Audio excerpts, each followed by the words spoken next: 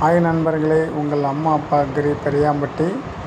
இப்போது நம்ம mono black பால் machine அதை எப்படி யூஸ் பண்ணுறது, அதை எப்படி க்ளீன் பண்ணுறது, அது ஏதாவது கம்ப்ளைண்ட் இருந்தால் எப்படி பார்த்துக்கலான்றது அதை டீட்டெயில்ஸை இப்போ பார்த்துக்கலாம் வாங்க.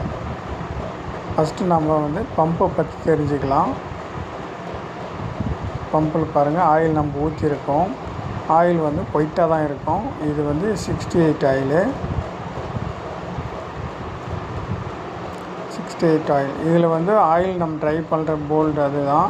அந்த போல்டை கழட்டி விட்டிங்கன்னா ஆயில் ட்ரை ஆகிக்கும். அதுக்கு மேலே அதில் தான் நம்ம ஆயில் ஊற்ற போகிறோங்க.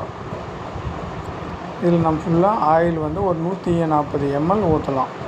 இது 68 ஆயில். பம்பு கொஞ்சம் இந்த ஆயில் தான் யூஸ் பண்ணால் நல்லாயிருக்கும்.